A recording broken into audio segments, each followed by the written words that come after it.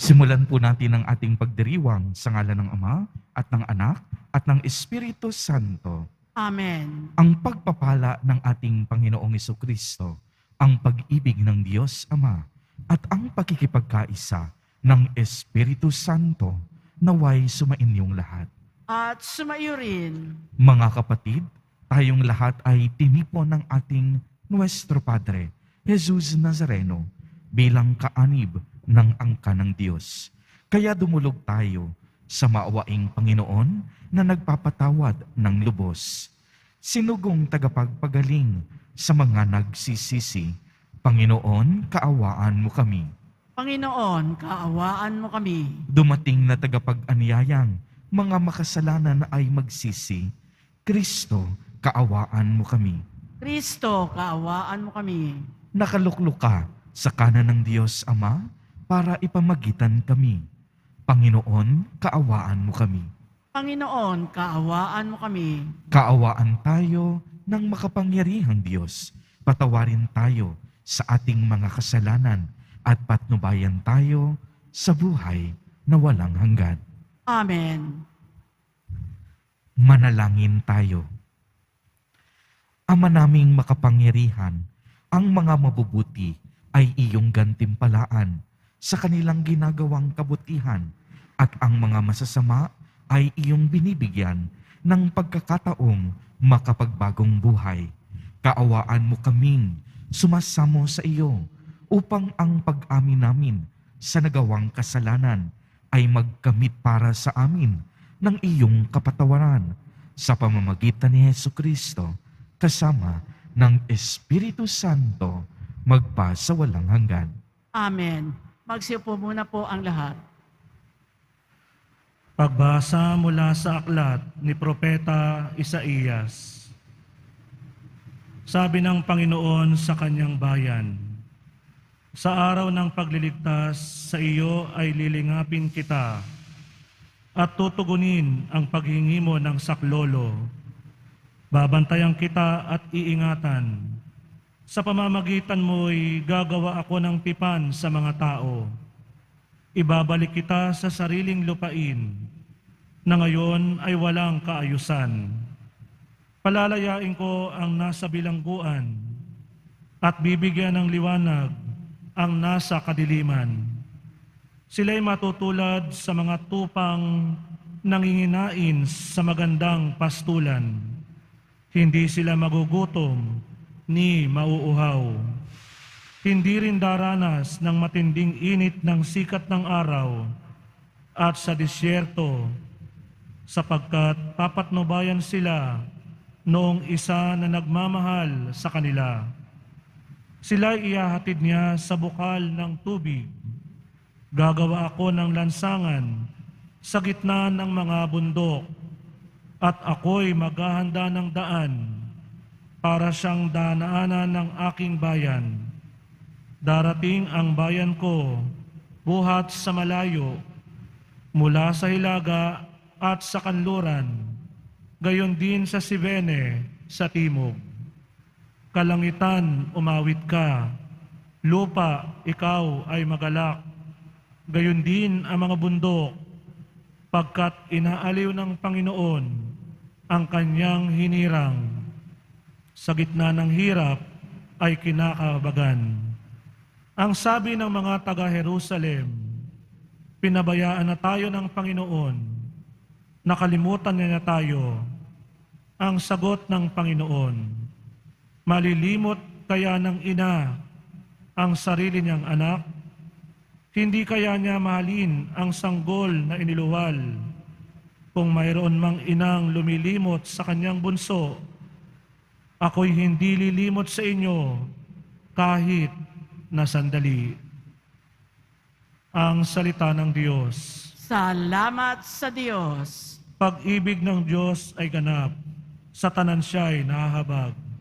Pag-ibig ng Diyos ay ganap, sa tanan siya'y nahahabag. Ang Panginoong Diyos ay puspos ng pag-ibig at lipos ng habag. Banayad magalit, ang pag-ibig niya'y hindi kumukupas. Siya ay mabuti at kahit kanino'y hindi nagtatangi. sa kanyang nilikha, ang pagtingin niya ay mamamalagi. Pag-ibig ng Diyos ay ganap, sa tanan niya'y nahahabag. Di ka bibiguin sa mga pangako, pagkat ang Diyos ay tapat. Ang kanyang ginawa kahit na ano, ito ay mabuting lahat. Siya ay tumutulong sa lahat ng tao na may suliranin. Yaong inaapi, inaalis niya sa pagkagupiling. Pag-ibig ng Diyos ay ganap, sa tanan siya'y nahahabag. Matuwid ang Diyos sa lahat ng bagay niyang ginagawa. Kahit anong gawin ay kalakip doon ang habag at awa. Siya ay nakikinig at handang tumulong sa lahat ng tao.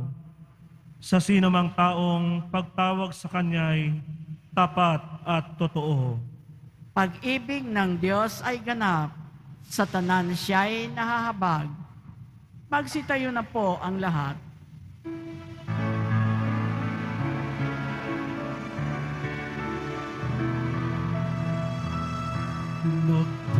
Nagpupuri kami sa'yo, Panginoong Jesucristo. Nagpupuri kami sa'yo, Panginoong Jesucristo.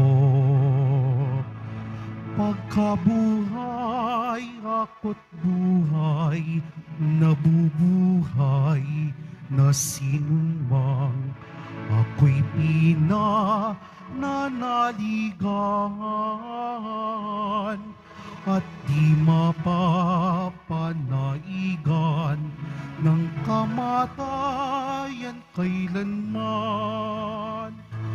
Nagpupuri kami sa'yo, Panginoong Jesucristo. Sumainyo ang Panginoon. At sumayo rin, Ang mabuting balita ng Panginoon ayon kay San Juan. papuri sa iyo, Panginoon. Noong panahong iyon, sinabi ni Jesus sa mga Hudyo, "Ang aking amay patuloy sa paggawa, at gayon din ako." Lalong pinagsikapan ng mga Hudyo na patayin siya, sapagkat nilabag na niya ang batas tungkol sa araw ng pabangaynga, ay sinasabi pa niyang ang Diyos ang kaniyang Ama, at sa gayoy ipinapapantay ang sarili sa Diyos. Kaya't sinabi sa kanila ni Jesus, "Dapat ninyong malaman na walang ginagawa ang anak sa kaniyang sarili lamang. Ang ginagawa lamang niya ay ang nakikita niyang ginagawa ng Ama. Ang ginagawa ng Ama ay siya ring ginagawa ng anak, sapagkat minamahal ng Ama ang anak, at ipinakikita sa anak ang lahat ng ginagawa niya. At higit pa sa mga ito, ang mga gawang ipapakita sa kanya ng Ama, at manggigilalas kayo. Kung paanong binubuhay ng Ama ang mga patay, gayon din naman bubuhayin ng anak ang sinumang nais niyang buhayin. Hindi humahatol kanino man ang Ama. Ibinigay niya sa anak ang buong kapangyarihang humatol upang parangalan ng lahat ang anak, tulad ng kanilang pagpaparangal sa Ama. Ang hindi nagpaparangal sa anak ay hindi nagpaparangal sa amang nagsugo sa anak. Sinasabi ko sa inyo, ang nakikinig sa aking salita at nananalig sa nagsugo sa akin ay may buhay na walang hanggan. Hindi na sila hahatulan, kung hindi inilipat na sa buhay mula sa kamatayan. Tandaan ninyo, darating ang panahon, ngayon na nga, na maririnig ng mga patay ang tinig ng Diyos, at makikinig sa Kanya ay mabubuhay. Ang Ama ay may kapangyarihang magbigay buhay, at ang anak ay binigyan na ng kapangyarihang magbigay buhay. Binigyan din siya ng kapangyarihang humatol, sapagkat siya ang anak ng tao. Huwag ninyo itong pagtakhan, sapagkat darating ang oras na maririnig ng mga patay ang kaniyang tinig.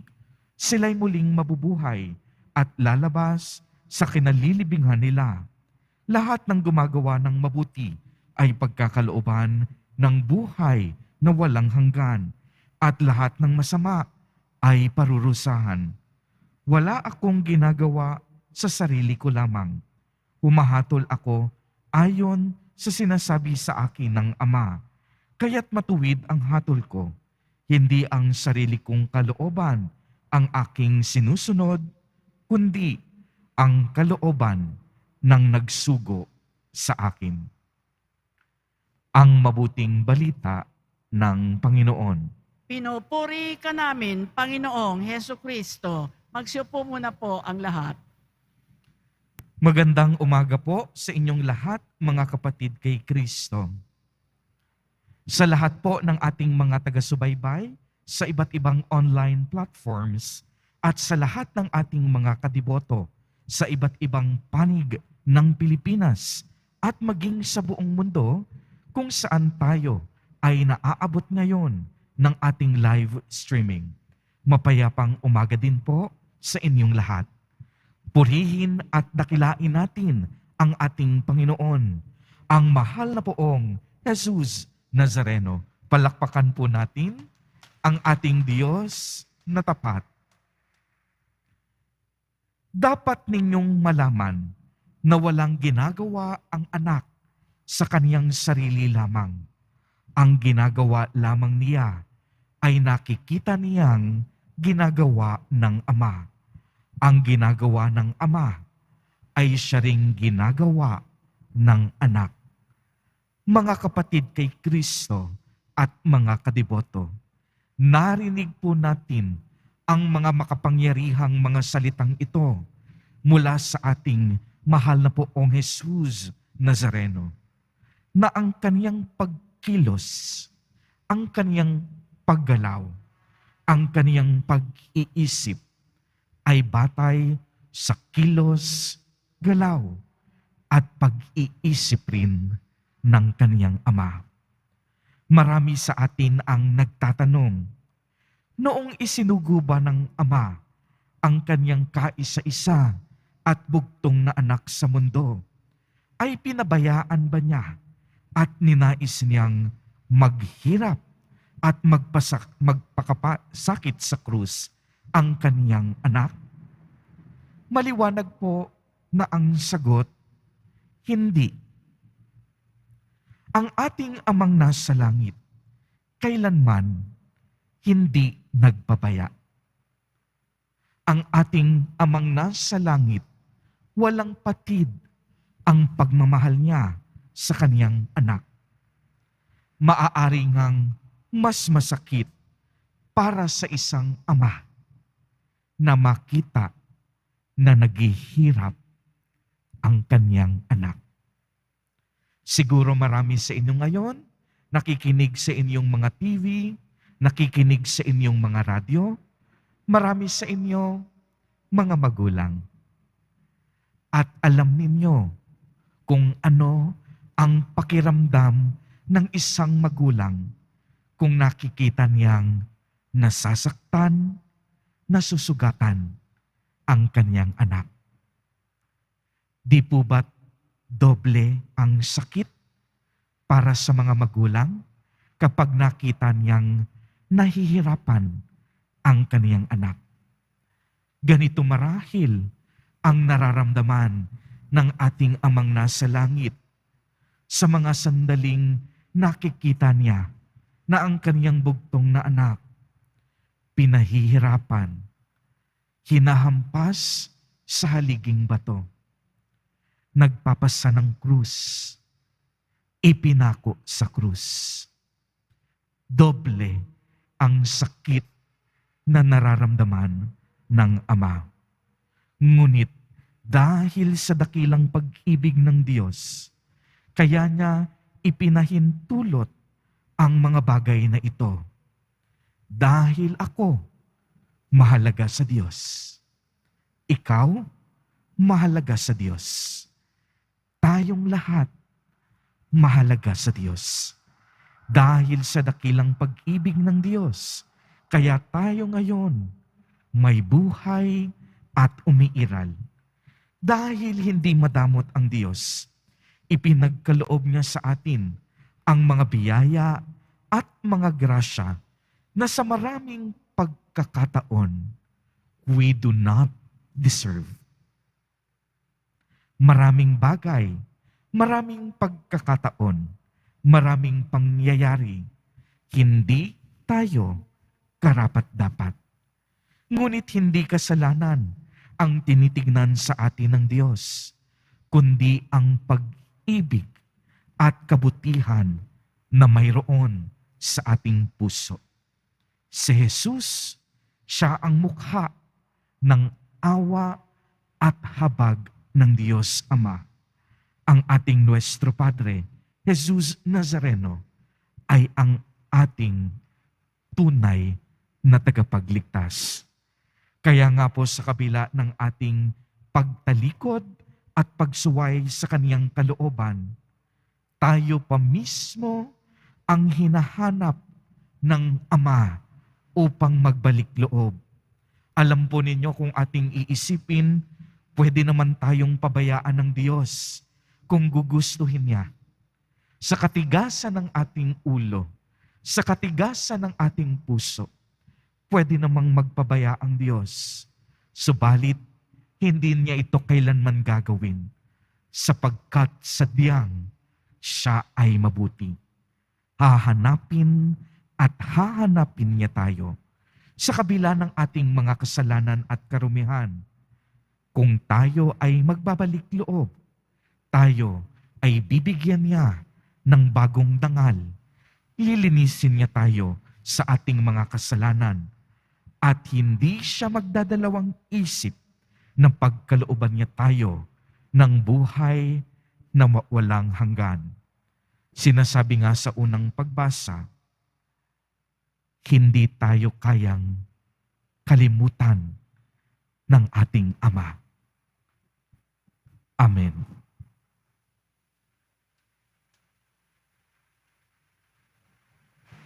Magsitayo na po ang lahat. Minamahal kong mga kapatid, habang inilalapit natin ang ating mga kahilingan sa dambana ng Diyos, hilingin natin ang lakas at pananampalataya upang makasunod sa Kanyang kalooban. Sa bawat panalangin, ang ating itutugon, Ama, Ikaw ang lahat sa amin.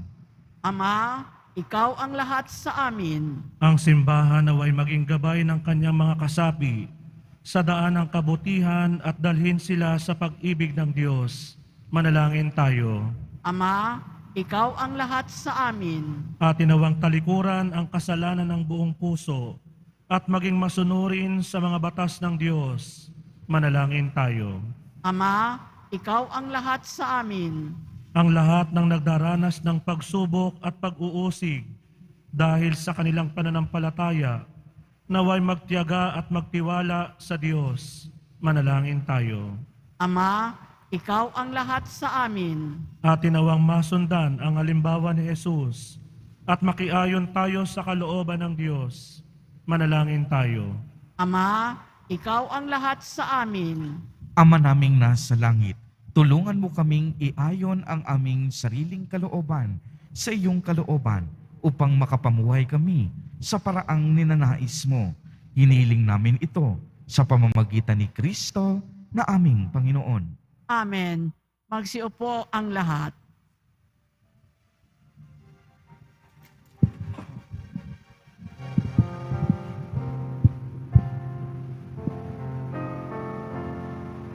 Sa pagsunod sa utos mo, nalulugod akong labis, di masukat ang galak ko,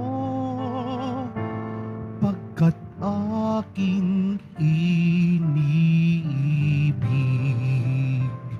Sa'yo, Ama, aming handog ang tinapay at na ito, handog ng iyong bayan, sumasamot, humihingi ng patawad mo.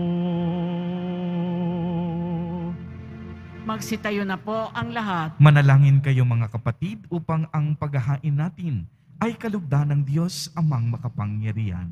Tanggapin nawa ng Panginoon itong paghahain sa iyong mga kamay sa kapurihan niya at karangalan sa ating kapakinakbangan at sa buong sambayanan niyang banal. Ama naming lumikha, ang paghahain ito naway maganap sa ikapagpapatawad ng mga kasalanan at sa ipagkakamit namin ng bagong buhay at kaligtasan sa pamamagitan ni Jesucristo kasama ng Espiritu Santo magpa sa walang hanggan. Amen. Sumainyo ang Panginoon. At sumaiyo rin, Itaas sa Diyos ang inyong puso at diwa. itinaas na namin sa Panginoon. Pasalamatan natin ang Panginoong ating Diyos. Marapat na siya ay pasalamatan. Ama naming makapangyarihan, tunay ngang marapat na ikaw ay aming pasalamatan sa pamamagitan ni Jesucristo na aming Panginoon. Sa aming kusang pagtitiis ng hirap, tinutulungan mong aming maitumpak ang kinamihas ng pagsalungat sa pananagutang iyong iniatas sa aming pagtupad sa anak mong mahal na nagpakasakit para sa tanan. Ang pagsisikap namin ay iyong kinalulugdan at ang pagpapakabuti namin ay iyong ikinararangal. Kaya kaisa ng mga anghel na nagsisiawit ng papuri sa iyo, nang walang humpay sa kalangitan, kami nagbubunyi sa iyong kadakilaan. Santo, Santo, Santo, Panginoong Diyos ng mga hukbo, napupuno ang langit at lupa ng kadakilaan mo. Hosana sa kaitaasan, pinagpala ang naparirito sa ngalan ng Panginoon. Hosana sa kaitaasan, magsiluhod po ang lahat. Ama naming banal, ikaw ang bukal ng tanang kabanalan.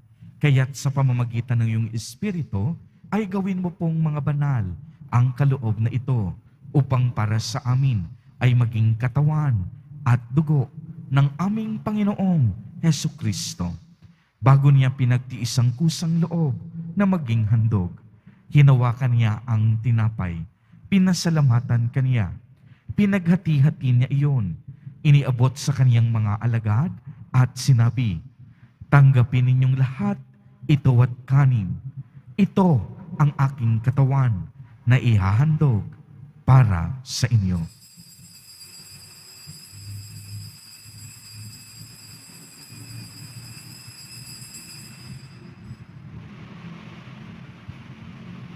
Gayon din naman noong matapos ang hapunan, hinawakan niya ang kalis, muli kanyang pinasalamatan. Iniabot niya ang kalis sa kanyang mga alagad at sinabi, "Tanggapin ninyong lahat ito at inumin. Ito ang kalis ng aking dugo, ng bago at walang hanggang tipan. Ang aking dugo na ibubuhos para sa inyo at para sa lahat sa ikapagpapatawad ng mga kasalanan. Gawin ninyo ito sa pag-alaala sa akin."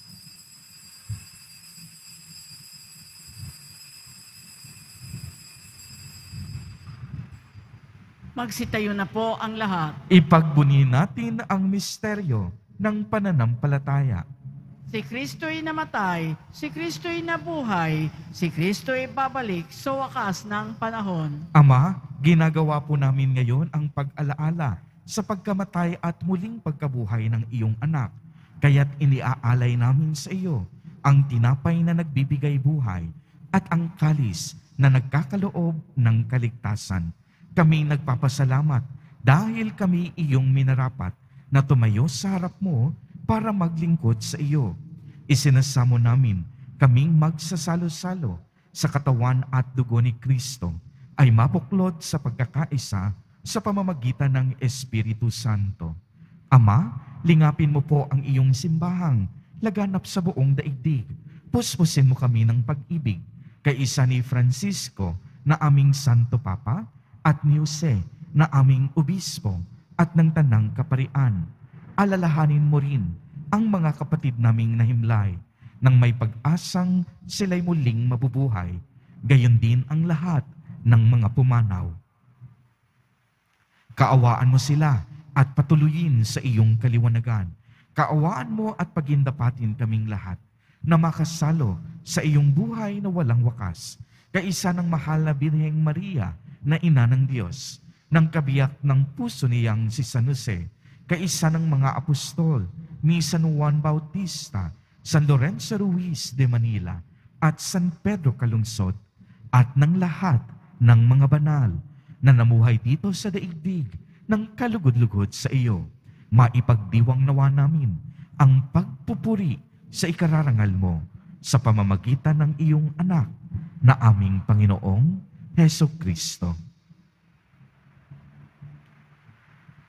Sa pamamagitan ni Kristo, kasama niya at sa Kaniya, ang lahat ng parangal at papuri ay sa iyo, Diyos amang makapangyarihan, kasama ng Espiritu Santo, magpa sa walang hanggan. Amen. Sa tagubilin ng mga nakagagaling na utos at turo ni Jesus na Panginoon natin at Diyos, ipahayag po natin ng lakas loob. Ama namin, sumasalangit ka. Sambahin ang ngalan mo. Mapasa amin ang kaharian mo. Sundin ang loob mo dito sa lupa para ng sa langit. Bigyan mo kami ngayon ng aming kakanin sa araw-araw at patawarin mo kami sa aming mga sala para ng pagpapatawad namin sa nagkakasala sa amin at huwag mo kaming ipahintulot sa tukso at iadya mo kami sa lahat ng masama. Hinihiling namin na kami ay iadya sa lahat ng masama, pagkalooban ng kapayapaan araw-araw, iligtas sa kasalanan at ilayo sa lahat ng kapahamakan, samantalang aming pinananabikan ang dakilang araw ng pagpapahayag ng tagapagligtas naming si Heso Kristo. Sapagkat iyo ang kaharian at ang kapangyarihan at ang kapurihan magpakailanman. Amen. Panginoong Hesukristo, sinabi mo sa iyong mga apostol, kapayapaan ang iniiwan ko sa inyo. Ang aking kapayapaan ang ibinibigay ko sa inyo. Tunghayan mo ang aming pananampalataya at huwag ang napakarami at paulit-ulit naming pagkakasala. Pagkalooban mo kami ng kapayapaan at pagkakaisa ayon sa iyong kalooban, kasama ng Espiritu Santo, magpa sa walang hanggan. Amen. Ang kapayapaan ng Panginoon ay laging sumainyo. At sumaiyo rin. Magbigayan po tayo ng kapayapaan sa isa't isa.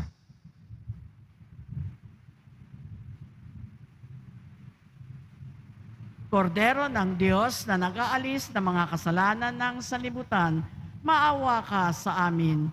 Kordero ng Diyos na nag-aalis ng mga kasalanan ng sanlibutan, maawa ka sa amin. Kordero ng Diyos na nag-aalis ng mga kasalanan ng sanlibutan, ipagkaloob mo sa amin ang kapayapaan, magsiluhod po ang lahat. Mga kapatid kay Kristo at mga kadiboto, narito ang ating Nuestro Padre, Jesus Nazareno. Lumapit tayo sa Kanya at magbalik loob. Ito ang Kordero ng Diyos. Ito ang nag-aalis ng mga kasalanan ng sanlibutan. Mapapalad po tayo na inaanyayahan sa Kaniyang piging. Panginoon, hindi ako karapat-dapat na magpatuloy sa iyo, ngunit sa isang salita mo lamang ay gagaling na ako. Ipagsanggalang nawa ako ng katawan at dugo ni Kristo para sa buhay na walang hanggan. Amen.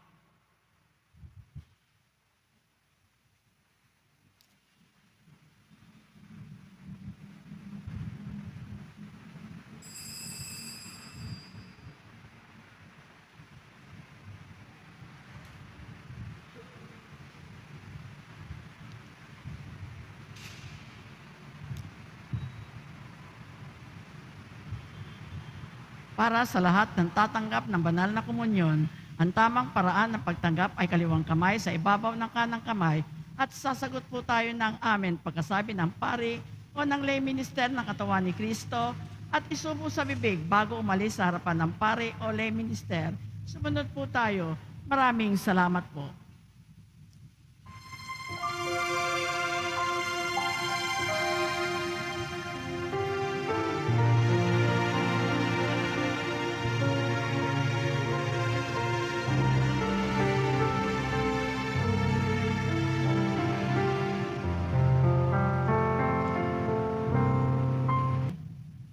Magsitayo na po ang lahat. Manalangin tayo. Ama naming mapagmahal, sa pagtanggap namin ng banal na pakikinabang, huwag mong ipahintulot na kami maparusahan ng iyong dinulot para sa aming kagalingan sa pamamagitan ni Hesukristo kasama ng Espiritu Santo magpasawalang hanggan. Amen. Sumainyo ang Panginoon. At sumaiyo rin. Pagbabasbas. Mahal na poong Jesus Nazareno, inihayag mo sa pamamagitan ng krus ang walang maliw na pag-ibig ng Diyos sa sangkatauhan. Pakinggan mo ang kahilingan ng iyong angkan na nagsusumamo sa iyo. Makamtanawa nila ang iyong katugunan at tanggapin ang kasagutan na may utang na loob na tinatanaw. Basbasan din po ninyo ang mga daladala nilang mga imahen at dasalan. Sa pamamagitan ng bendisyon na ito, naway maalala nila ang mga pangako nila noon sa binyag na ikaw ang kanilang iibigin at paglilingkuran bilang Panginoon magpasawalang hanggan. Amen. At pagpalain po kayong lahat at ng inyong buong pamilya ng makapangyarihang Diyos, Ama, Anak, at Espiritu Santo. Amen. Humayo kayong taglay ang kapayapaan ng poong Jesus Nazareno. Salamat sa Diyos.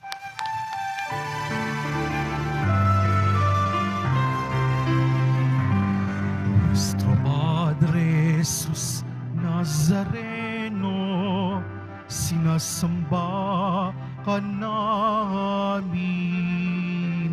pinipintuho ka namin, aral mo ang aming buhay at kaligtasan. Nuestro Padre Jesus Nazareno, iligtas mo kami sa kasalanan. Ang krus mong kinamatayan ay sagisag ng aming kaligtasan. Nuestro Padre Jesus Nazareno, dinarangal ka namin. Nuestro Padre Jesus Nazareno, nilulwalhati ka namin. Nuestro Padre Jesus Nazareno, dinarangal ka namin. Nuestro Padre Jesus Nazareno, nilulwalhati ka namin.